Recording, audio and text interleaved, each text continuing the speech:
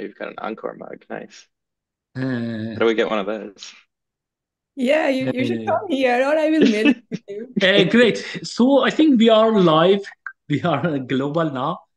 And thanks everybody for joining, especially the distinguished panel that we have it here. Uh, so here, I mean, this is the idea that, I mean, I think the other people had it during COVID also. I appreciate it to try to put materials that you may mention to a student, I don't know, to a colleague, etc. Maybe put it online such that everyone can use it and it's a fairness essential issues everywhere. Also, I try to put, I mean, all my courses online. I know that Aaron is putting several of his courses online. Hopefully, everyone, I mean, try to put it. I think, Barna, I think from the Encore also, I think you are believing you put some of them online. I think that is great to put the courses because it actually also helps a lot. If you have a graduate student, they don't need to wait for a few years that you teach the course. You can say, go and just watch my videos there right away, and you will be ready. So we had, I mean, this type of panel things, we had another one before. This was a panel on pathways to success, job market strategies for PhD students and postdocs that we had it with Professor Samir Kuler, Professor Lance Fortno, and Dr. Nicole Imarlika. So that's also available at my YouTube at Hajiaghayi. And I think that was a good one. Now, after that, say, when you got the job, what do you want to do next? Then you want to get some essentially early career, early awards. So that's the one that we have here, this panel strategies for securing early career awards. And here we have our distinguished panelists. I mean, like start with other Aaron Ross, Professor Aaron Ross. He is a professor at UPenn. I mean, he got several awards, including NSF CAREER, Sloan, PECASE, Hans Sigrist Prize, and he has a book, Algorithmic Foundations of on Differential Privacy and Ethical Algorithms. He can talk more about it. Professor Aviad Rubinstein, he's from Stanford. He also got the Calais Prize, ACM Doctoral Dissertation Award, and as well as Packard and NSF and Sloan. And also a book on algorithms for toddlers. That's another good book that you want to do it. Professor Barna Saha from UC San Diego. She's endowed chair of computer science at UCSD, of California, San Diego. And also, she's the director of NCORE, the NSF funded NCORE. She can mention more about it. She also has PKS Sloan, NSF CAREER, and Young Alumni Award from Indian Institute of Technology. And myself, Mohammad Hajiaghayi, I'm professor at the University of Maryland. I have some of this like NSF CAREER, ONR, and the ACM Fellow, IEEE Fellow, etc. Guggenheim Fellow, actually, that's a good one. Great. So this is like some introduction. I mean, to the panelists, they will, I mean, we will start with each of them. They can say some beginning words. But before that, so the panel that we have here is to essentially, when you go, you get a job. We may talk briefly also when you are at industry, see, are there something also when you are at industry, but more about academia. That you have a job, you are assistant professor, and you want to apply for some award. Why you should apply? What are these awards? Are there some strategies to maximize your chance? And for example, we may go and discuss some of the things. What are the selection committees are looking for? Why they are important later in your career, and any practical tips, as I mentioned, from the audience. So I think that's yeah, and also we are live at YouTube. If you have any question, please feel free to go there and you can ask question. I will try to look at it sometime YouTube, and if there are question, I will try to ask. So if you have nice question, we can ask. As you have some question, we can ask. And that's it. So I think maybe you want to just say some beginning, and then I can start with the some small uh, things, and then we can go from that, from the questions essentially. Start by question. Aaron, do you want to start? Sure. Yeah. So as you said, my name is Aaron. I'm a professor at Penn. I think a lot about the theory of machine learning and game theory and fairness and privacy and intersections. Um, I don't know very much, I guess, about how to win awards, so I'm mostly here to tell jokes. But if anyone else has any good ideas, I'll try to brainstorm with you. Aviad, do you want to start? Hi, thanks, Mohammad. My name is Aviad. I'm at Stanford. I think a lot about kind of algorithmic game theory questions and also fine-grained complexity and algorithms. So a little bit of intersection with everyone. I've never co-authored with Aaron yet, but hopefully soon. One correction to what Mohammad said. I haven't actually won the Sloan, but I did get the CAREER and the Packard in terms of the early career awards, and they give you money so you can hire students, which is great. And since I'm introducing myself, I have to show our algorithms for toddler books. Co-author with Mary Waters. Okay, good book. Aaron, do you have the book as well? I think I have also this algorithmic hardness book, actually. That is that hardness that MIT that we are just finishing essentially with MIT Press. So it is good to have it, I think. Barna, I think Barna. Yeah, thank you, Mohammad, for inviting me to this panel. Yeah, so I'm Varna Saha, professor at UCSD. I work on algorithms, fine-grained complexity, and these days I'm also looking at how to apply maybe fine-grained complexity to some AI efficiency questions. And yes, I have co-authored with Aviad, and it was a cool paper on edit distance. Now I run these NSF-funded institute on foundation of data science called Anchor. So I have a mug like for it. So that's the Anchor Institute. Aaron is also part of the institute. We mostly have. Yeah, but nobody gave me a mug. Okay, Aaron. So I'm going to mail it to you. Okay. So we organize a lot of events, part of the institute, and also like all the faculty who are involved here. We have a lot of fun. Yeah. Okay. Yeah. Looking forward to this panel. Microsoft gave me a mug.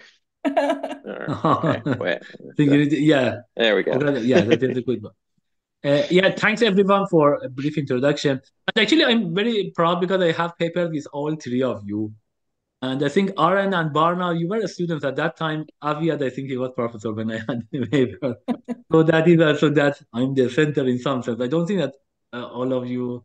Do you have a paper, Aaron and Aviad, together? We don't. Not yet. So maybe hopefully after this. Yeah, so interestingly, Mohammad, I have paper with you when I was a student, when I was in industry, and also when I was a faculty. Like all of them. Yeah, we have several actually more. So all stages. Okay, thanks everyone. So I think, and again, we are at YouTube. If you have some question, please feel free to ask, and I will look at them and I will ask. And as I checked, actually, we are live. Great. So let's start with what are the early career awards essentially? So generally, my understanding is that when you become assistant professor, you need some funding. You may get essentially some startup that sometimes it is good, but I think still I have not fully used my startup after 15 years. They change it to, I don't know, discretionary awards, etc. I think it is important to apply for these awards. They are competitive, but that is something that will be useful later on your career for two particular reasons. First, you may need this one to get other awards, other grants, etc. later, because they will look at your CV, especially if you are in academia. And the second one is that it is much harder when you become a more senior person, because then you are going with the pool of all people. So it is good actually to apply. One of the basic ones is NSF CAREER. I think that lots of people have it. We will focus a little bit on that one. But lots of these things also that we are talking about, I think that will apply for other grants. They might be different format, but I think the ideas would be the same. So it's not you maximize for the chance for this or that. There might be some tips for them, but there are some general essentially rules as well that hopefully we will talk about it. So these are NSF CAREER, their ONR Young Investigator Award, Air Force Young Investigator Award, Department of Energy Young Investigator Award, Department of Defense Young Investigator Award, Army Young Investigator Award. All of these departments, they have it, this kind of Young Investigator Award. And the people maybe in theory, maybe in CS, they are applying to some, but I think there are opportunities for lots of them. I have seen people from CS that they got a different award from different things, and you can actually try for all of them. And as long as you need to make them a little bit distinct from each other, maybe not completely distinct, but you might be able to get several of them. And then you have lots of money, then you can have, of course, you need to manage it, but also you can use it for, to hire more students. And of course, in your CV, these are more the governmental ones. There are some kind of, I don't know, private ones, like a Sloan, uh, Packard, like a Guggenheim, or others. These are some of them, I think, that are from private organizations. There are some, like there were Microsoft faculty fellowship. I'm not so sure currently it exists. It was there and then it was not there and it was there and I think maybe it's not there again. Google is the one that have it. Google was not for early career, but now it is for early career. Amazon has, I think that is more general. I'm not so sure it is for early career. Meta has, but I think that is also general. So these are more like the big tech. I think Nvidia and others, they may have it, Apple, others. So these are from the big corporate that they have it. And of course, we have something like PECASE, etc. This is like, some of them, this is like the most prestigious US government, essentially for early career, for people who are early in their career. So these are somehow set of the things that I remember at this point. Please feel free to add more. And again, we are discussing about the way that you can think about it, how you should do strategize. I don't know, strategize might be to your best efforts. So let's start with NSF Career, which is, I think, the basic one. And like, I think we are going from the reverse bar now. Do you want to start with how was your experience for NSF Career? Any comments that you want to give it, any tips, etc., and then we can add more to it. Okay, so NSF Career. Yeah, so since I work in theory, like this is one thing I tell like even junior faculty, that if you have to get one award, so like try for NSF Career. I think that's kind of one thing that when you are going up for tenure, like it really makes your case strong. So even if you haven't got any other awards, that's fine as long as you have NSF Career. So probably NSF Career is one of the most important early career awards that junior, at least for theory faculty, they can try for. So my experience with NSF Career, okay, so when I joined, so the university that I first joined was the University of Massachusetts Amherst in 2014. And at that time, NSF had a program called NSF CRII, so which was like a research initiative award, like with a kind of before career, you can write for it. Now I think that there are more restrictions on who can apply for NSF CRII. At least at that time when I was joining as a junior faculty, anyone could have applied for it. So I applied for it on my very first year and I got it. It was a small award. It was not something like too large. It was maybe 150K or something like that. And it was a 2-year award. But I did utilize that award very well. Like I had a bunch of nice publications out of it, and it kind of helped me to write my NSF career after that. So it was kind of more like the groundwork was done through NSF CRII, and then after 2 years, I wrote NSF career, and I was lucky, I guess, I got it on the first attempt. So that was my getting NSF career experience. I can tell more about like what I did, what I wrote in my NSF career, but I don't know whether others want to add something, and then I can tell about like the content, how I organized my NSF career. Sure. I think Aviad. Sure, yeah. So I have a longer story on NSF career. I applied for the first time as soon as I started as a faculty, even before I started teaching, and I didn't get it. And then I applied again the next year, and I again didn't get it. And at this point, I was already second year faculty. I had, I think, at least 4 PhD students, and I had to pay them somehow. Um, so and also you only, for NSF career, I think they have a rule that you only have 3 chances. So I applied to a bunch of other grants and I get lucky. I actually got some other grants. And I realized, you know, NSF career, it was originally kind of meant to make it easier for early career faculty so they don't have to compete on the regular NSF awards with like very seasoned faculty.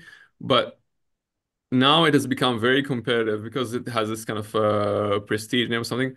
So I end up getting other grants, and I actually had at some point I had so much money I didn't want to apply again for the NSF career. I didn't want to be greedy and just get more and more funding when I'm not actually using it. So I used up a lot of the other funding I had, and then I want to say just a year and a half ago, the other funding was running out again, so I applied again, and then my third try, I finally got this NSF career. So I can share a little bit more later about like everything I did wrong the first two times and everything I maybe did a little better on the third try. Aaron, do you want to go? Yeah, sure. So I think it's maybe for this whole conversation when we're talking about awards, it's useful to disambiguate between sort of awards that, are, fancy dongles that you hang on your CV versus those that actually give you money. And NSF career is, interesting because it's both of those. But, I think those things are valuable in very different ways.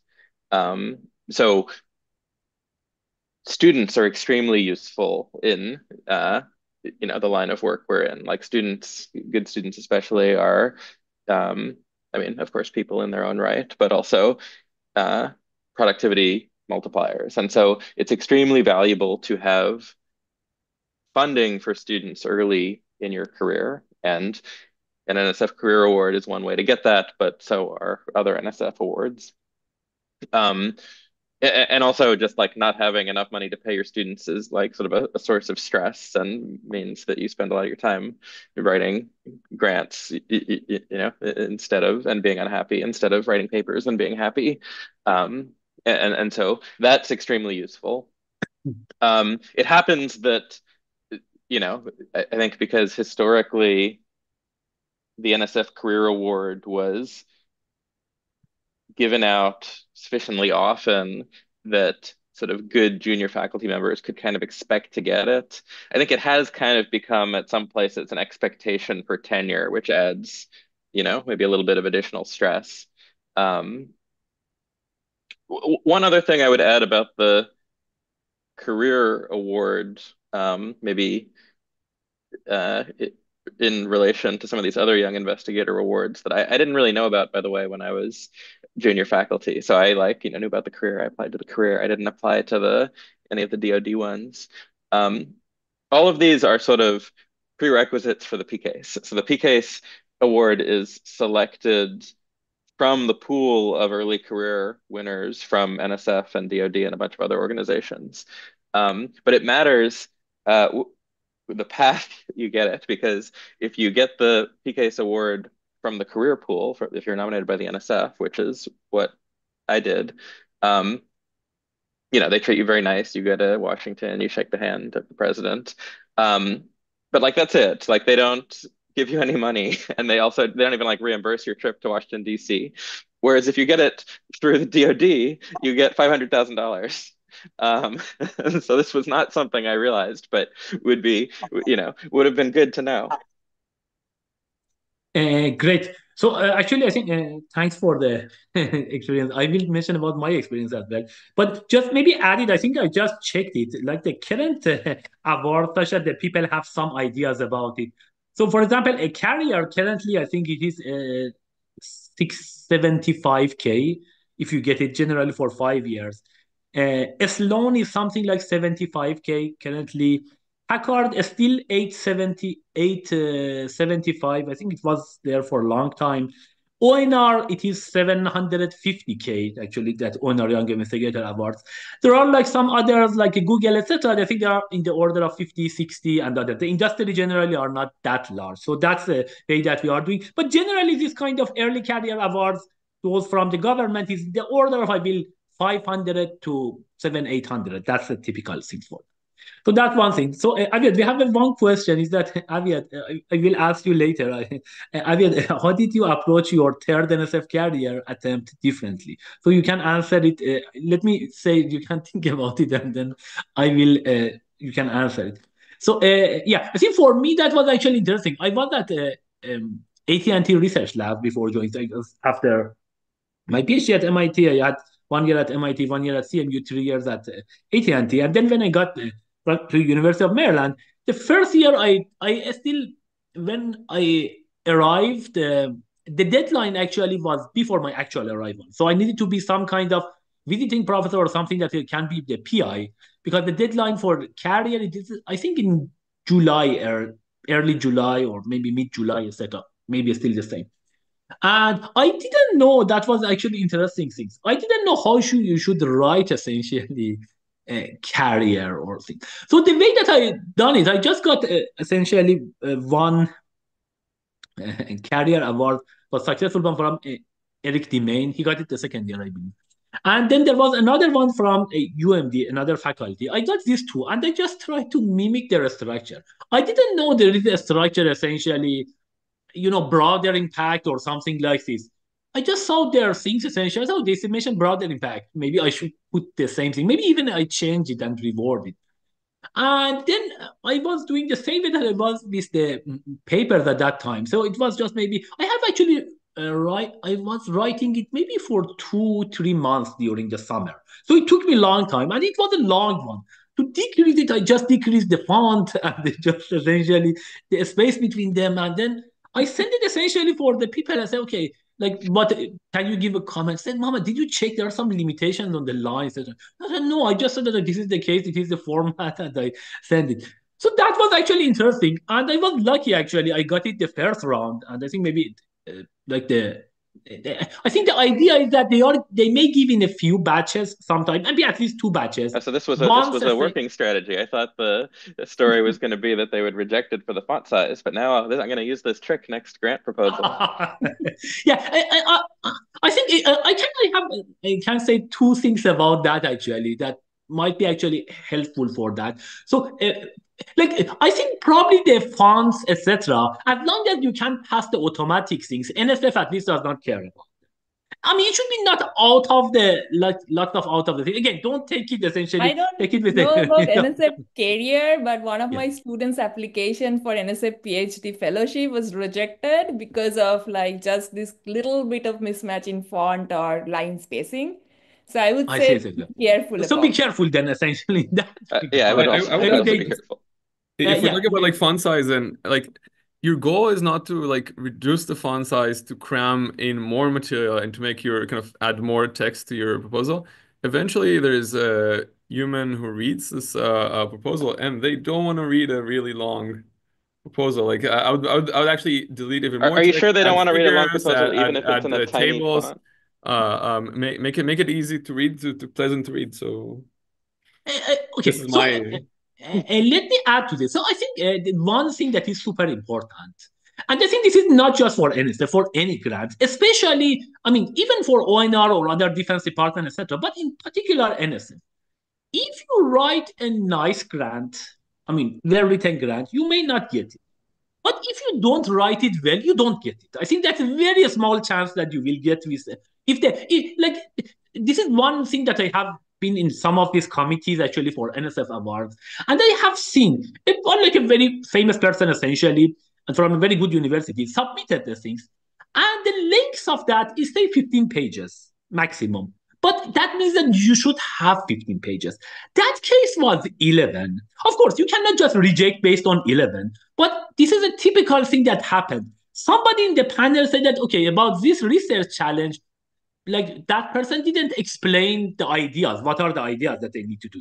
And somebody said, oh, by the way, they had 4 pages free space to explain it. That was essentially killing argument. And that person, as far as I know, didn't get that year essentially. So there are some, if they say 15, you want to do it 15. Yeah, you want to have, I think, very well written. That is super important. And I think you need to spend maybe months. I know that nowadays the people actually spend maybe months on writing that, as I talked with the others. That will be very helpful, I mean, to write it. Yeah, I mean, you don't maybe want to put it too much. I think nowadays, again, thanks to ChatGPT, that's actually much easier, because before, shortening was not that an easy thing. But I think, to me at least, shortening now is much easier using ChatGPT, because if I want to do so, I mean, I need to still edit, but again, that's my experience. Maybe they So have let me yeah, go ahead. try to redirect the conversation a little bit, because like I think the when you're approaching this for the first time, you really don't want to be focused too much on formatting. Like you should read the call and make sure it's formatted correctly, because things can be rejected. But to Aviad's point, like I think the best thing you can do is to put yourself in the shoes of the person who will be reading this, which will be a person who's kind of in your field. Like if you're a theorist, they'll likely be a theorist as well, but not in the weeds of the particular subproblems you're interested in. And what that means is that, all of the things that you find obvious about your way of thinking about the problem will likely not be obvious to them.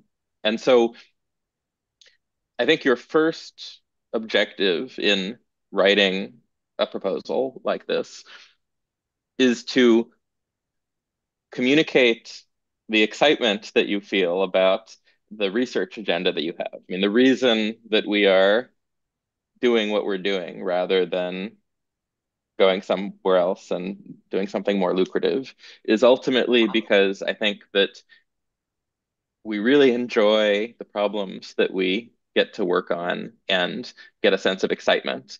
And that is not obvious, from the problems themselves. You need to communicate why the problems are interesting and exciting to your reader. I think that should be your first objective. And your second objective should be to, back up that, you really know what you're talking about, and that the proposals that you're making aren't just sort of pie in the sky dreams, but you've got a realistic path to getting there. And that's the reason why you don't want to submit an 11-page proposal when you have 15 pages. It's not because you need to, it's not that people like reading long documents, right? Like, all things being equal, like, people like reading short documents, but 15 pages is just not a lot of space to do everything you need to do. And probably if you end up writing 11 pages instead of 15, you have failed to do some of the things you need to do. Either, explained a broad enough research agenda that, you can really make the case as important, or failed to provide, technical details about, backing up that your approaches are plausible. But I think you should read the calls and the formatting requirements so that you don't mess anything up. But you should really approach this by trying to put yourself into the place of the reader. Yeah. Good. I have a couple Barna, of you want to add? things to add. So as Mohammad was saying that he was really in dark about how to approach an NSF career proposal. So it might happen to a lot of junior faculty. So one great way to get experience is to take part in being part of the NSF panel. So you should be part of NSF panel, and actually that's how I really learned what the panelists are looking for. And it's not difficult to participate in NSF panels. If you know, you should find out the division where you are planning to apply for your NSF career. Look at the division program managers, just write to them, email to them that you really want to participate in a NSF panel as a reviewer, and they're always looking for reviewers, really. So there will be opportunities for you to they'll be thrilled to hear that you're volunteering for a exactly, panel. right? They're really thrilled that you want to participate, you want to review, and that actually gives you a lot of ideas, like what kind of proposals are making through, what are the good qualities that make a proposal shine. And generally I guess multiple of us wrote in this algorithmic foundation panel. It's a foundation division, and it's a very competitive division. So having some insight what really clicks, I guess improves your success rate. And another thing about NSF career, in general NSF, that I really like it doesn't depend on which university you are from or how famous you are. It really Like it's kind of NSF tries to give a fair opportunity to everyone. So it's really the strength of your proposal that speaks. So if you are a famous professor, but you didn't have time to write it fully, so you submitted an 11-page one, like where things were lacking, maybe if 11-page was really strong, that would have been different. Then it's not like you are getting you will get that award just because you're coming from you are famous otherwise. So NSF tries to kind of give a level feel to everyone, which another thing that I really like about NSF, I guess. Yeah. Javier, do you want to add and answer that question as well? Yeah, I would actually say I think kind of the best predictor of the research you'll do is the research you've done. So I think at least again from my experience sitting on a not an NSF career but an NSF like a regular NSF panel, it did definitely play a role. Like if there is a researcher both with good track record and especially if they kind of just happen to win like a best paper award right before we convened for the panel, that gave their proposal a big boost, right? Anything else for the third round? It might be a little bit stressful, I think. Did you have any stress or something like that? Okay, for how did I get from first to second, third? So yeah, especially the first, third. Okay, so the first time I applied, I really didn't know what I was doing. I was doing something similar to Mohammad, actually, partly by Mohammed's encouragement. I applied kind of the summer before I really started as faculty, and I looked at a few examples. But I really went on kind of like big dreams that I had. For example, I really wanted to work on quantum, even though I had never published in any quantum computing before. And even though I was really excited about it, I was spending a lot of my time learning the field and so on, I didn't have a track record to prove that I would be successful like in doing quantum research. So that didn't help my case. It really helps to have to you want to do something you haven't done yet, but also like something that people have reviewers have confidence you'll be successful at. And then the second time I applied, I had something very funny. Again, I guess this grant writing in general, you want to balance, you want to do something you haven't done yet, but you also need to convince the reviewer that you will be able to, and there's a sweet spot. And I had one reviewer who said, this is like all pie in the sky stuff. Like there is no like realistic path for Avia to do all this research that he writes is going to do. And then the other reviewer said, oh, he already did half of the stuff, and like this is not ambitious enough. Unfortunately, instead of kind of averaging the opinions and saying, like I really hit the sweet spot there. But instead, the average of scores, and both of the scores were low. So I again didn't get it. And as I was writing my third version, I looked back at the second. So I looked back at the first one. I was like, oh, this is like young me. I had no idea what I was doing. I looked back at the second one. I was like, this is a good proposal. How come it didn't? Like I have no idea like how it didn't. It's sometimes you need luck. That's I guess the moral of the story. I wrote something inspired by the version of the second one, updated it with the most recent exciting stuff I'd been doing for the kind of couple years, the few years since, and that went in. So yeah, I think it's a really important point that like you can write a good proposal and you just get unlucky and it doesn't get funded. Like you like to think that the reviewers are, really considering everything carefully and like hashing it out with one another until they come to an informed consensus. And, you know, that's not how it works. Like, if you've submitted to machine learning conferences, you sort of know maybe more viscerally how like random reviewing can be. And maybe it's a little bit better for NSF proposals, but not like hugely better. Like there's, reviewers have other stuff to do. They've got a bunch of proposals to review. They don't always. I think it's almost worse for proposals because it's super subjective. You get like Exactly. if you're reviewing for a conference, you get a lot of papers that are kind of on the same topic, and you can compare them based on the results, right? But proposals. It's completely different areas, and it's very like saying that one proposal is better than the other is weird. Like one paper maybe has like a faster running time or something, but proposal is super subjective, right? So let me, summarize some of the things that I actually mentioned, I think, and I can add a few more things. I think one thing that Aaron mentioned that is super important. I mean, writing essentially for general audience.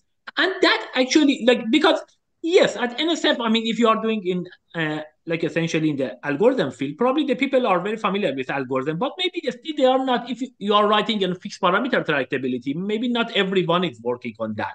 So still, it is good to write it as general as possible. And I think this becomes even more important when you go to some other ones like the ONR Young Investigator Award, or I don't know, Air Force, Army, etc. That becomes even more important because you need to write something that the person at the Army. I think generally my understanding from that like for example for ONR or Air Force, etc., the people inside that like Air Force or ONR, they decide what would be the fate of it. They have several panels, etc. Sometimes they get some feedback from outside, but generally from them between themselves. And then in that case, actually become more important. You need to write it such that, for example, if you write for the Navy, then you need to consider some aspects of the Navy, essentially, Defense Department. Or if you write it for the Department of Energy, if you just talk about your theory things that you are working without explaining what are the broader impact, especially for their applications, that may not work. So this writing broadly, I think it is super important. Other thing that I, again, write it, hopefully I learned it not in a hard way, as I mentioned, read the call. For every things that you will apply, there is a call. And it has happened that actually later on, when we have written some other grants, it has been the case that we read the call and we try to follow the call as much as possible. That sometimes there were some misspelling, etc., that we may even try to keep, so that you should answer that and we should just even that misspelled one or something, we try to put it. I think we may be slightly rewarded such that it does not bad. So read the call. I think the call is super important, and you should answer when they put this one. You need to somehow answer for everything, the formatting, everything. So that is super important. The other thing I think that is mentioned, Barna, I think being essentially volunteer, especially for NSF, that's the only one that I know. Again, the other ones I know that either they have the selection committee that they select like private people, or for example, some of these governmental things, Department of Defense, that they have their own people. NSF is the only one that you actually can be volunteer and participate on those panels. And it is super important. You can write to the people. And even if it's not career, go for NSF small or others, that still will be very helpful because you will learn lots of tricks that it would be much harder to essentially do it other than going there. And another thing also, I think that I learned, I think that was very useful. Always, if your case, your career, or other ones for ONR, etc., it was not successful, always ask for a feedback. At NSF, you get the feedback, but maybe at ONR, you don't get it, or you may get briefly. Always try to talk with the officer. I think that is super important because there are some of the things that they cannot write it down because of some legal issues, etc. But if you call them, they are much more open, essentially, to say some of the reasons that why it didn't go there. And if you actually understand those reasons, then you say, oh, maybe this is written. Because if you change based on the comments, still it may not work. But if you know the actual reasons, or like the reasons which are not that obvious and they couldn't mention it, maybe then you say, oh, this was a good one. But this year they had, this is one other thing that I learned. They have some queue for the people who apply. So if you generally get highly competitive, you may get it right away. But if it is become just competitive, then there is some queue and they consider different criteria, etc. So it might be a very good one, but because this is you go to the queue and they have a limited resources, you cannot add anything to that. Anything more to add?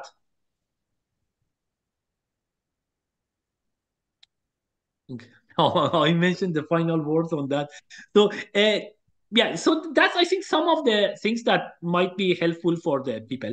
So there are, again, some questions here. So I think they ask about the outreach, what we should write in the outreach, which is not a standard one, because sometimes what are the things that is maybe you want to say that. And then there are some other questions about the Sloan that you can go there.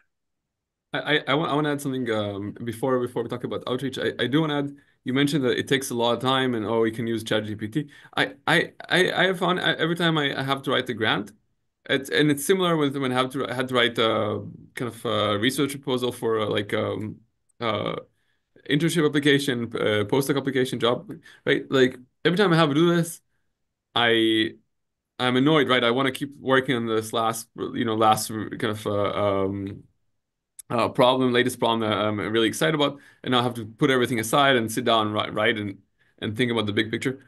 But every time I finish, I'm super glad I did this because this is a very important opportunity for you to pause and think about the kind of not just like another lemma in your paper, but like the big picture of where is your research actually going? Where do you want to be in 5 years? Where do you want to be in, where do you want your research to go? And I've also found that when the grant is well written, I can take the excerpt from the grant and give it to a grad student, like, hey, here's a cool problem I want to work on. Here's a 1 page, and they're ready to get started. Yeah. So a lot of time it's annoying, might be annoying while you do this, but it actually pays off to do it well. Yeah, I mean, I think a huge, like, underappreciated part of research is really storytelling. Like, it's not enough to prove theorems. You need to build a story around them and convince people that they're interesting. And I think that, um, first of all, it's important to become good at that. So, like, practice writing in a compelling way is a good thing. And also, like, ChatGPT is not very good at it. So, it's true that you can give ChatGPT text and say, make this shorter, but um, in my experience, at least, it sort of, in addition to sometimes overly simplifying things and making like technical mistakes, which can be picked up on by a expert reader, um, it loses a lot of the narrative voice that you want to be in there, sort of trying to make the research sound compelling. So I would very much recommend spending the extra time and trying to do the writing by hand. Yeah, I totally agree. I think the most rewarding part of writing these grants is like it really helps you to sit down and think about your research vision, what are the big pictures and so on. Like even now, I still go back and look at my NSF career proposal and I see the problems that still lying there, which I haven't been able to solve or which haven't been solved yet. And that gives me ideas and kind of takes me back to those days when I thought about those problems, the way I thought it would be solved. And yeah, so that was kind of the rewarding process, like having this kind of research vision and your research goals mapped out that what you want to do. It's not a waste of time. Like a lot of people think, okay, writing grants is a stressful kind of, it's a waste of time, like not career, but other grants you write it, and then the success rate is maybe 10%.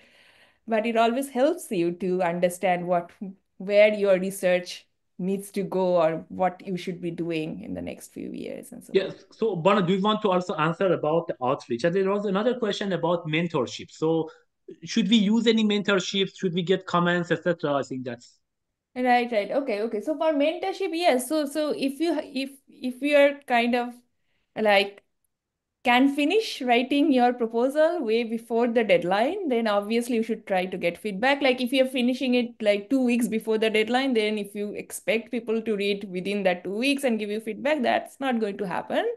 But if you can manage your time well, finish it off well enough, well in advance, then obviously getting feedback can really help you. Regarding outreach, so NSF Career Award maybe like, okay, so there are, in, so there you have to integrate out like broader impact with research. I think integration of research with broader impact, that's what they want ask for in NSF Career. And a lot of people write, like everybody writes, you have to write a broader impact section. A lot of people write it in very generic, like most broader impact sections are very generic and you don't really get too much credits, like if you're just writing some generic things without much thoughts in it. from So ChatGPT. Yeah, so even before ChatGPT era, Yeah, like I think before that you could actually find it. Yeah, boilerplate broader impact sections, and it's generally like, okay, yeah, it's very standard. So maybe you should think about what really you want to do. For example, Aviad wrote a book on algorithms for toddler. Like that's amazing. Like if you could do something like that. Yeah, that must kill in broader impact sections. Yeah, exactly. Yeah, that's just so amazing. I also do a lot of outreach, like because I kind of care about it as part of this Encore Institute. So if you care about something, like write about those things, like and try to integrate with your research part. Like think about developing maybe courses, maybe not just graduate courses, but undergraduate courses, undergraduate research seminars. Maybe as Mohammad was saying, try to put those courses online. So that could be a very nice way of having broader impact from your research, which will integrate in research and like outreach. Yeah. Yeah, I think that's great advice. Like this is the broader impact section is important at the NSF. It's the reviewers explicitly need to rate the proposals on the broader impacts, and it's a place where um, a lot of people essentially bullshit, and it's obvious, and you don't like if you want to stand out, you don't want to do that, which means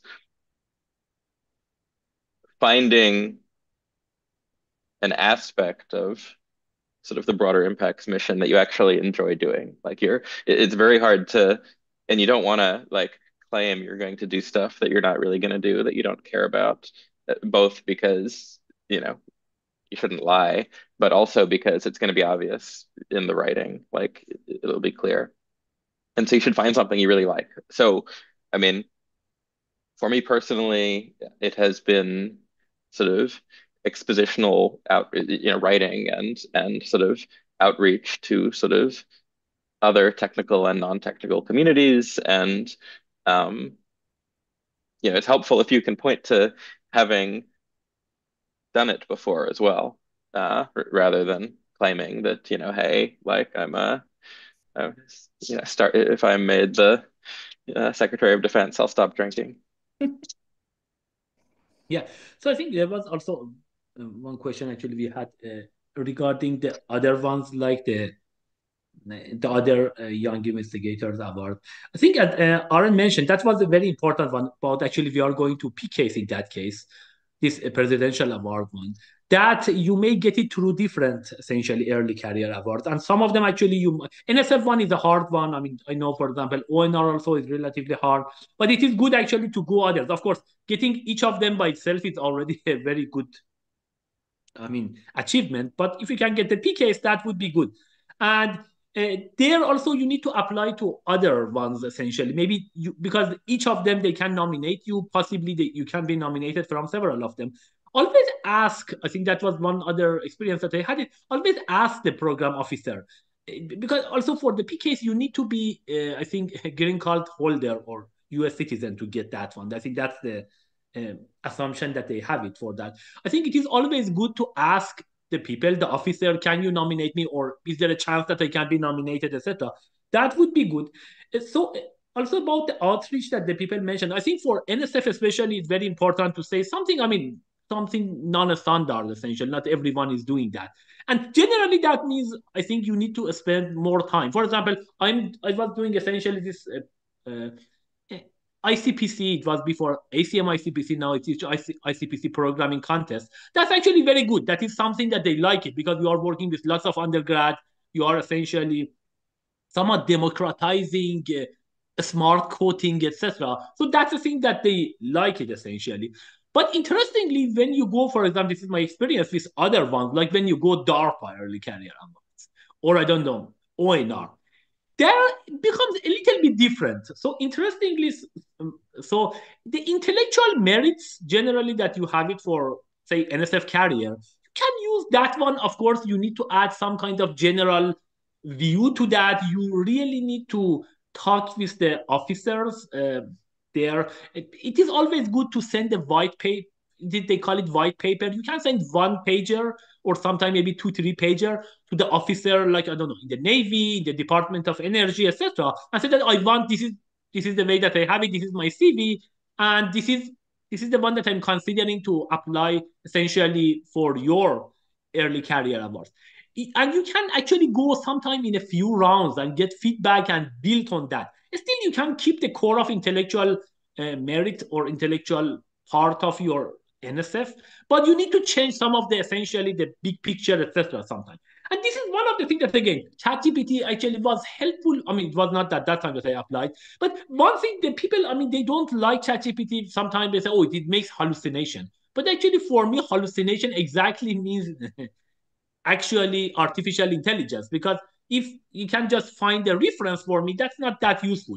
But sometimes if you have your things, say this is the Department of Energy, this is the call, can you connect me? It gives you some ideas. Again, you need to go and read papers after that, but it gives you some general ideas, something that it might be hard otherwise to just relate it. So in that way, actually, it works quite well.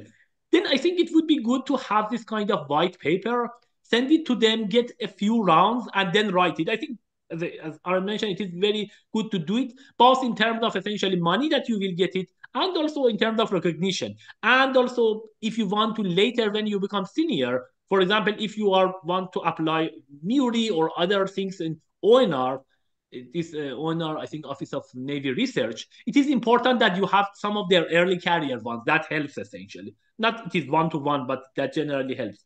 And it is important to talk with them. And one thing is that that is also interesting. Their broader impact is a bit different. You should not say the way that you are writing for NSF. You need to say for the Defense Department. One thing that I found it very useful is that you should say that, okay, I'm preparing essentially maybe some people, some engineer that can be hired later by Department of Defense or Department of Energy, etc. That they care about it. But maybe if you say that I will put my courses online, is not that important for them, and maybe it seems a bit naive. So that's this kind of outreach is quite different actually for this department, non-NSF versus NSF. NSF is more general. So that was some of the things that I wanted to add. And yeah, talk with the officers a lot. I think that's my experience, that helps a lot. And if they don't want to even get involved with you, it means that the chance might be not. I think you should try, but you should try to get their feedback as much as possible. So one other question that people, I think, anything adding for NSF or other Young Investigator Awards we want to add here? That's a good tip, because I tried the Young Investigator Award maybe for ONR, and I didn't even get any feedback, and it was rejected. So I had no idea like what went wrong, because I guess like it's all done by internal folks, and you really need to know and need to contact the internal folks beforehand before you should even try submitting the proposals. Yeah. I think my general ideas is like that. I think about the officers, like NSF people, they have some essentially power to give it, especially when go to the competitive. They can decide based on some criteria, as long as the panel gave competitive to that. So they may prioritize something. If you go, the one that is harder, they have much less panels decide everything, is NIH. NIH essentially is everything the panel decides. Officer, they don't have that much thing. However, if you go to Defense Department or Department of Energy, etc., actually these officers have much more power. So they cannot fully decide, but they have a panel. They can affect essentially other people. They can put the people who are friendly to your things there, such that you will, I mean, if they really want to do that, again, they consider like something that is good, for example, for US defense. And then based on that, they may consider it. One other good thing that I really like about NSF is I think this kind of, conflict of interest. It is done very well at NSF. Like if you have, even nowadays, if you write a paper in the past 4 years or in the same institution, etc., you cannot essentially participate in the panel, at least deciding, while others, they don't have such kind of strict things, like the university ones, like the corporate ones or the private ones, etc. Okay, so anything to add for this one? Otherwise, I think we can go to the Sloan. I think some question asked essentially about uh, uh, anything else to add for these ones? Good. So if not, I think there was some question about Sloan, Packard, etc. I think so. One person asked, so how is it going there essentially? There generally, I think my understanding that for the for these private ones and for the corporate ones like Google, etc., they are much shorter, like maybe 2-3 pages or something like this.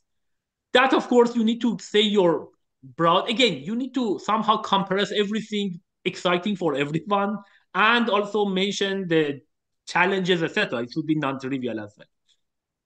But so the people ask, so is there particular thing? Are there letters that are the most important, for example, for Packard, for Sloan, or I don't know, some others, or there are some other criterias that are, or the actual things that you write also is important? Yeah, so I think maybe it's worth dividing these various prizes or awards along different axes. So first of all, I think a lot of these things, like despite the name, Google Research Awards, Amazon Research Awards, you shouldn't think of them as awards. They're just small grants, and you write something, and essentially some employee at the company decides whether it seems interesting, and that's it.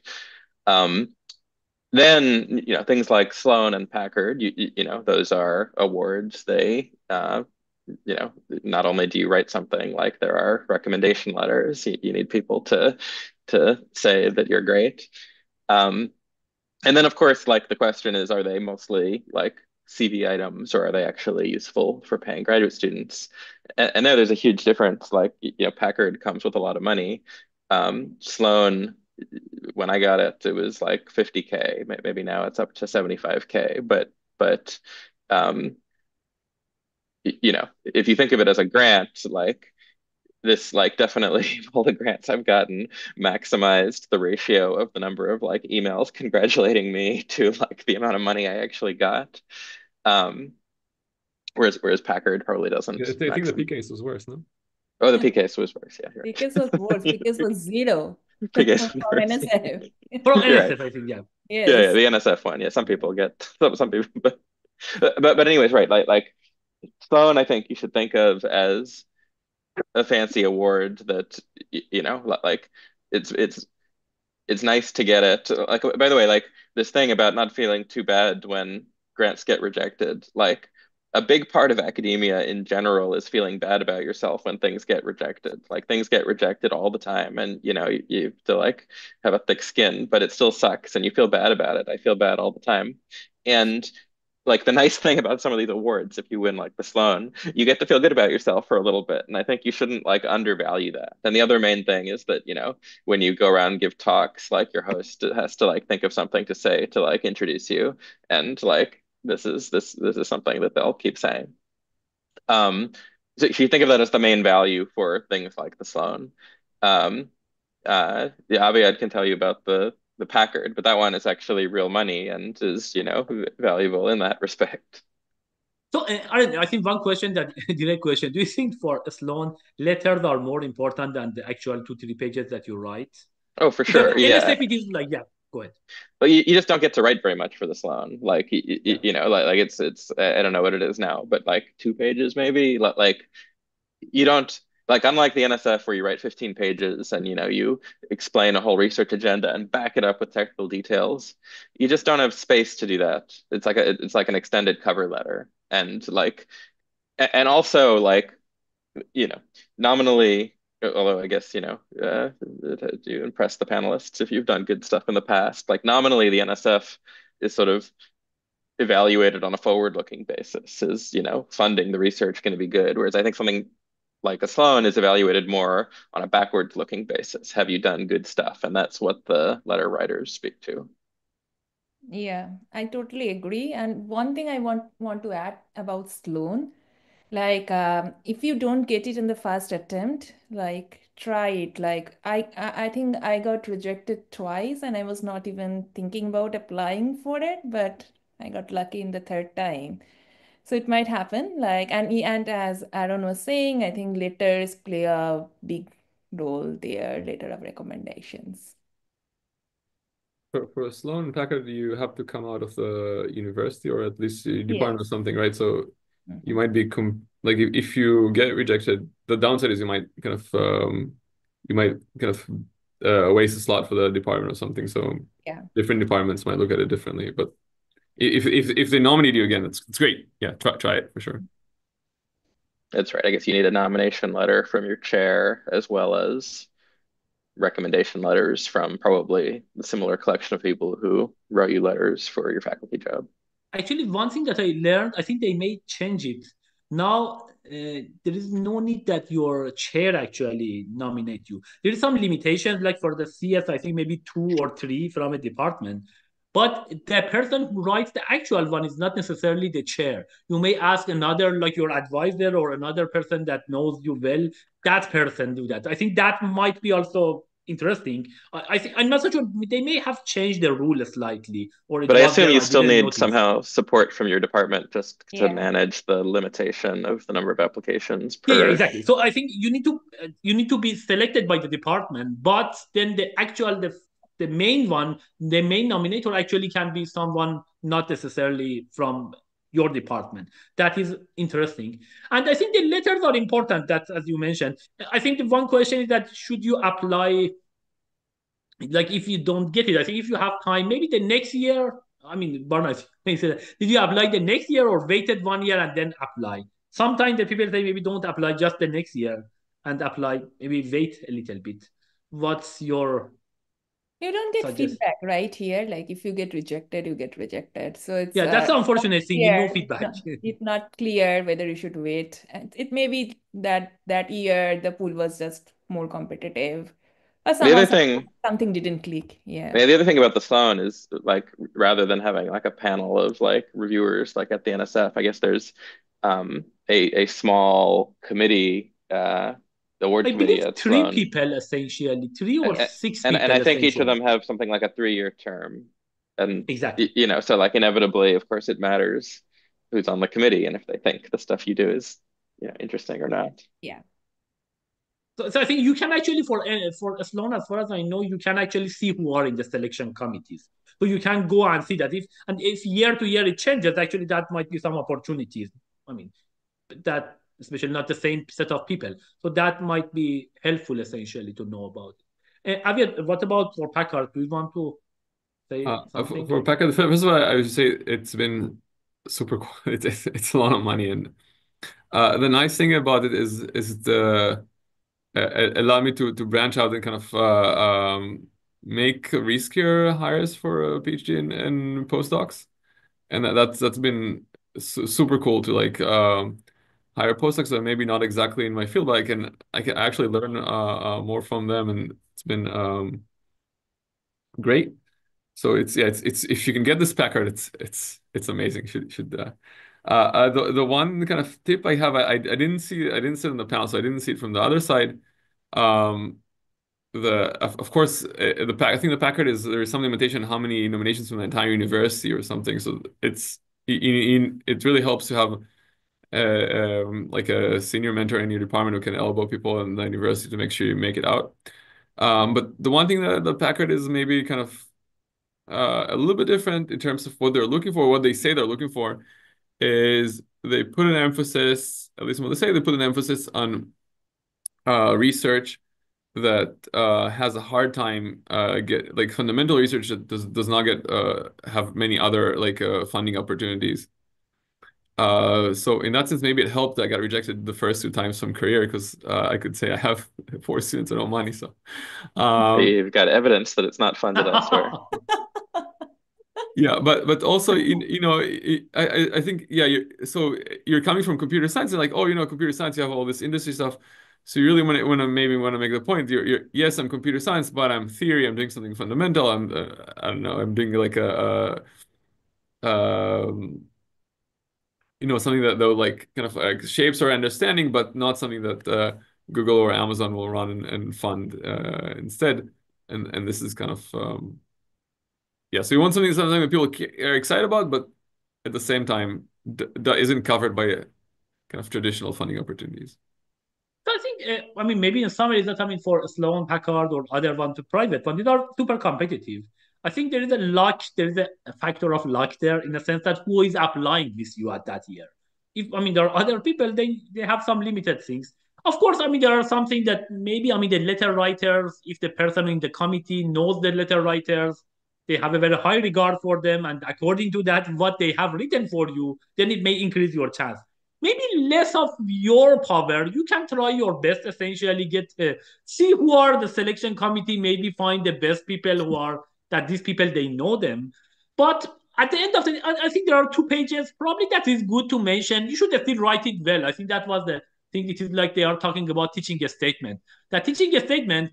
I mean, if you write it regularly, that does not increase your chance. If you just don't write it correctly, then you lose your chance essentially. So the same thing here. I think the proposal should be written nice. If it is badly written, probably I mean they may not get it. But even if you have written it well, the chance is some of the factors are even beyond your hand. So you cannot do anything. You can maybe strategize a little bit about it, get the recom letters from the people that they know select the selection committee. Also, like past awards, I think that is also important. That the things that you have it that can help essentially. If you have best paper awards, etc., that can help. But and I think you should try also several years. Don't be shy of it. I mean, maybe yeah, it's not a very good feeling. I think for me, one of the worst thing for this type of thing that you need to get recommendation letters. That next year you are calling the same person. Oh, sorry, I didn't get it. Can I write again for me? And yeah, it is a little bit of, I mean, not a good feeling. But I think you should not be shy. The people know that these are competitive and hard essentially. So you I need think to for letter apply writers, several if you're times. asking the same people, they probably is basically going to send something similar to what they sent last year, right? You might update it every couple of years or something, but Yeah. it's Yeah, not like maybe it's not a change big your hassle. recom letters essentially. That also can be if one year you didn't get it, maybe you can just change some strategy would be changing some of these recom letters. That might be Yeah, one that's of the what I did. differences. So I use different set of letter writers. Yeah. So that might be something good for this one. But I think yeah, and then the luck essentially the one that you have it. So anything else we want to add it for Packard or Sloan? Okay, so I think one last one is essentially more like these industry ones. I think we can just maybe talk a little bit about it, and then there are some questions we can ask, and then we can finish the thing. So, what about the industry one? Like, for example, there are some Google. These are actually good because some of the things also even they mention for those Department of Defense, etc., is that when you get it, the people you know some people that actually that didn't happen that much for me. That they said, oh, you want to know more people when you get it, even your talk is limited to the officer that you get the awards from him.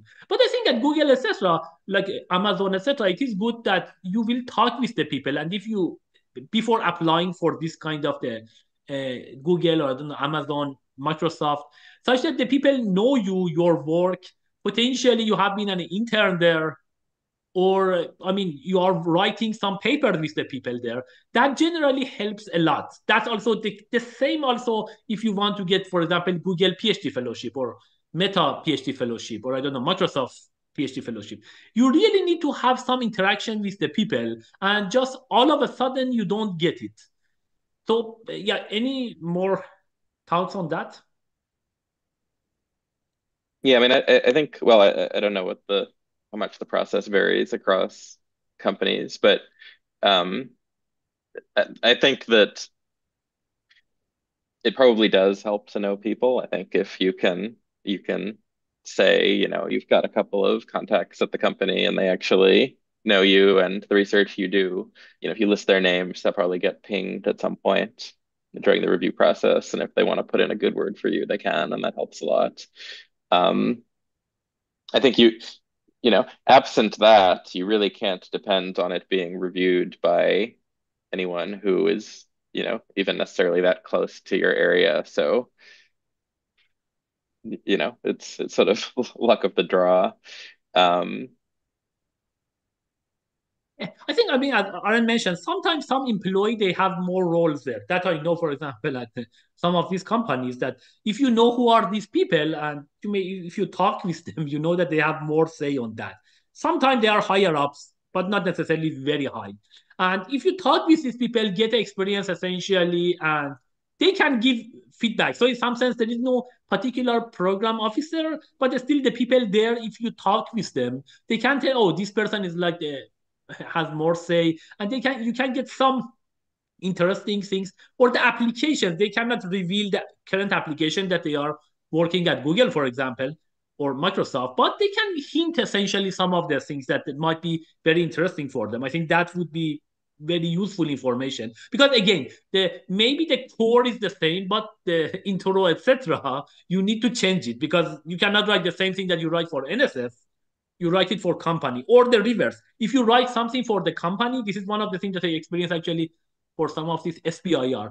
Anything that you will talk about advertisement, even good for society, etc., or some of this actually for game theory, they don't want to essentially fund it at all. Say, oh, this is good for the companies, you should get the money for companies. This is not necessarily good for the society, so you should change it. This happens actually in several game theory grants that I have done it, because when you have game theory, there are auctions, and generally there are companies that are more related to these auctions, and NSF does not want to do that.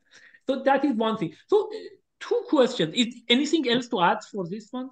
For industry grants, like nowadays, there are a lot of industries who give some sort of research fundings. I don't have much experience with those, but what I feel like the process is kind of very different from different industries. It varies a lot. Like there is one like which you mentioned, Mohammed, Google Faculty Award or Yeah, whatever. yeah. I think Yeah, Google so that Faculty that Fellowship. Yeah. was more standard, and I got it like quite a few years back. But that was also like I got it in third attempt or something like that. I knew people in Google, they gave me feedback, and even then it kept on getting rejected. And after maybe third trial, I got it. And then there was something else, like maybe it's like older days, Yahoo, where it was just like, yeah, submit a proposal, submitted it, got it. So the process could be very different from industry to industry. Oh, there was another one like Bell Labs. Like Bell Labs gives some awards, like you have to compete for it. It's a pretty good amount of award, like it happens every year. I think I tried once, it went to the final round and then it got rejected. And then after a couple of years back, like after a couple of years, there was a member from Bell Labs who contacted me and said, "Hey, write again," and wrote it, and it got rejected in the first round. So, so the process from industry to industry could vary a lot. It's good to know people there, but it's a bit arbitrary. Uh, Great. So that is one thing. There was one question. So maybe these are like a maybe quick answer. If you are at industry, can you get any early career award? Are there things or? What is the question? Can you win these awards if you're not at a university? Yeah, at industry essentially. I think often the answer is no. I don't know if you guys know of counterexamples. I think the only one that I know, ACM Grace Hopper or ACM Pricing Computing. These are like maybe early. These are like you can get it actually if you. I know some instances that they were not even they were at industry and they got it. But generally, it is much harder. I think that's one of the main difference between industry and academia. That in academia you are more yourself, and that's the thing that you can get more personal recognitions. At industry, you are part of the big industry, so in that sense, it might be harder to get it.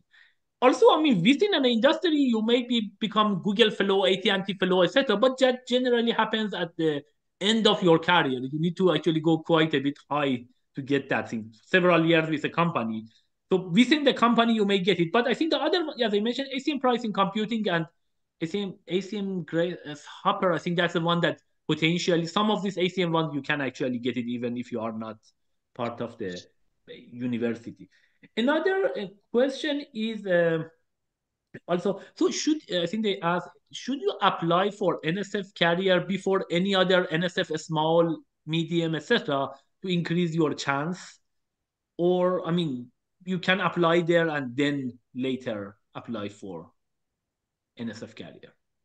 I would recommend applying for other stuff first, in part because you don't have to be the only PI on other stuff. Like when I first started, I didn't know how to write an NSF grant. I'd never seen an NSF grant before. It's a very different format than other kinds of writing.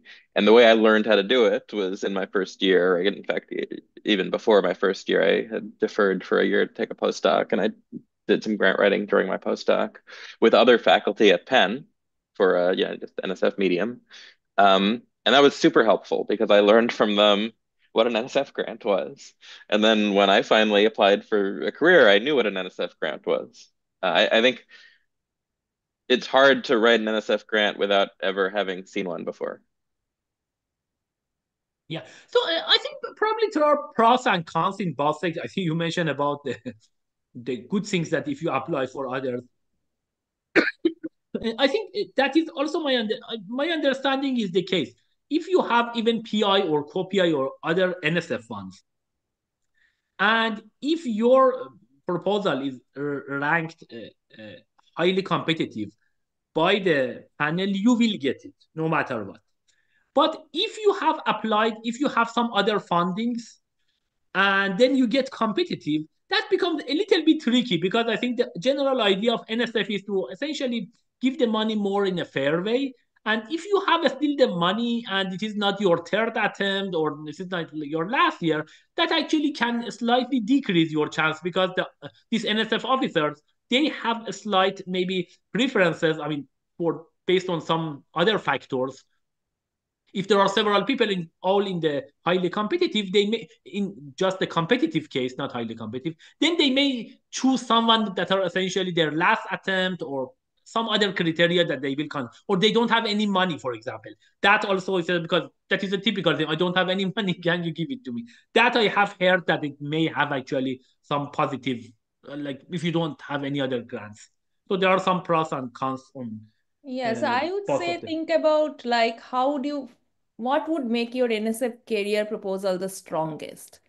If writing one proposal beforehand gives you experience and that helps you to write a strong proposal, that's like the strongest you can do for NSF career, then please do that.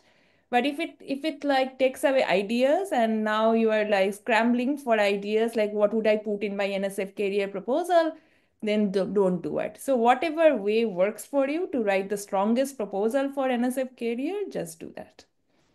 Yeah, I mean, one thing to keep in mind, of course, is that at the end of every NSF proposal, you need to write something disambiguating it from stuff that's already funded.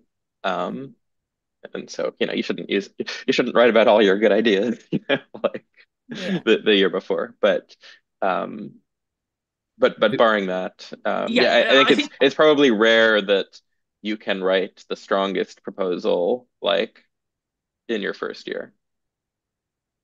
I think the point that Aaron you mentioned it is super important because if you put all your good ideas in the previous grant that you already got it, then that is something that is typical. I think they generally this is the idea that they cannot you can think about a project and they cannot twice fund a project. So if they already this is the project that you got it, it is very hard to get the money for the same thing. So don't put all your ideas in the first one, even if you apply. Very limited one, such that you can put a big picture in your NSF career because that is more important for.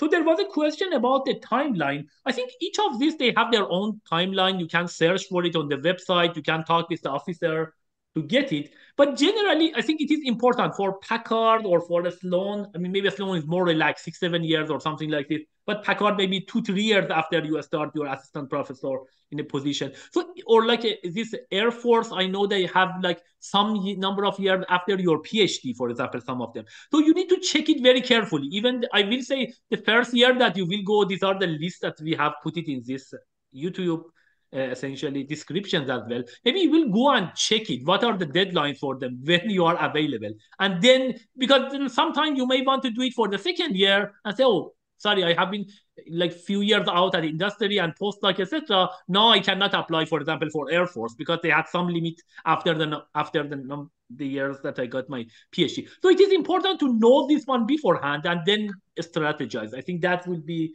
helpful. I think one question that they asked, are letter writers better to be independent writers or not? I think that probably that goes for Sloan, Packard, etc. Any ideas, Aaron?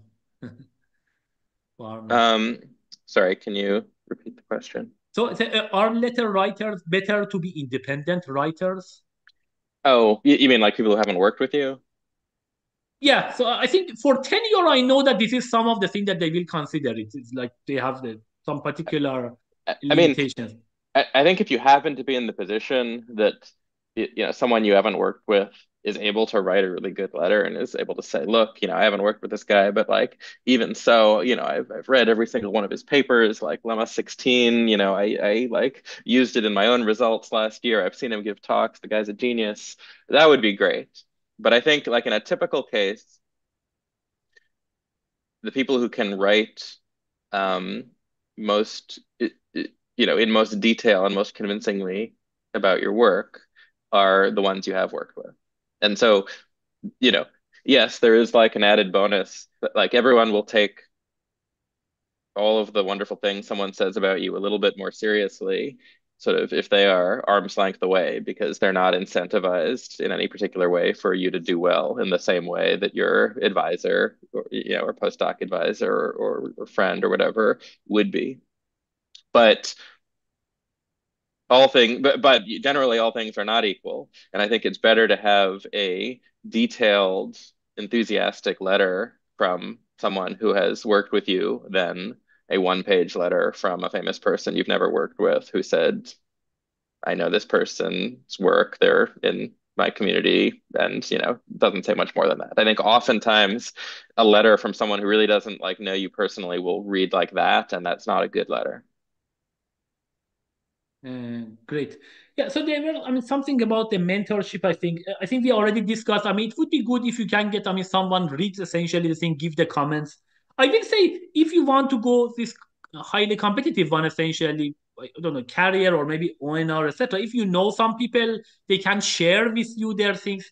It's a bit awkward, maybe sometimes ask to share the things because some kind of more private thing. Because somebody asked also, can you share your NSF career? I think there are some that the people put it there, but maybe the people don't put it because it's somehow personal about your own research, the way that you are writing. But you can ask if you are friends with someone, you can get it. This is also this type of mentorship will be helpful. Or if, like for example, you want to apply, I heard this one from a faculty at Cornell, for example, if you want to apply for Air Force, a senior faculty there knew the people officers there, and he introduced that person to that officer, and actually because of that he got that award. So that is important. If you know these people, the people in your institution mainly, or I think your advisor, etc., that know some people and that they can introduce you to some. I think sometimes actually is very useful. So this is the type of mentorship that can be also helpful. I think we talked about different things like the broader impact, etc. I think like any more advice, final word, essentially, we are almost on the time. So, like you want to say some last word, Barnum? Last word? No, Yeah. don't get disappointed by rejections. Keep trying. Yeah, I think And that's the important one, essentially. Because I always say that, for a job, for anything, you only need to get one acceptance. Maybe, I don't know, a 10 rejection, but one acceptance is enough for you to actually be a very successful person during your life at any time. So, of course, and generally, I think that for NSF proposal, the rate is like 1/5, 1/6. So you should expect that you are submitting, you don't get it, essentially. And in some sense, if you get it, NSF career, you just send it and get it. Maybe it means that it is not that competitive. You will be not that proud of it. So maybe the rejection is something that makes the whole thing essentially more proud of that. This is the positive way of looking at it. Avia, do you want to say last word? Yeah, I guess the one thing I'd reiterate is it's even if it's distracting from what you really other things you want to do that day or whatever, it will pay off. Not just even if you don't get the actual grant, just the writing and sometimes feedback from NSF. In NSF we actually get reviews. Sometimes feedback is it's part of your growth as a researcher. So try to enjoy it and put the effort. Really think about what you want to do what do you want to do when you grow up. Yeah, the thing as I mentioned, even don't be shy. You can even say this is generally if you send an email to officers and you want to talk, that they will talk. They are very willing to talk all of these things. That is their job essentially to do that. I think and you get some important information during the call. Aaron, last word. I think Barna and Aviad said it all. It's easy to forget when you look at people's CVs and stuff that, they get stuff rejected all the time as well. They don't put the rejections on their CVs, but, Exactly.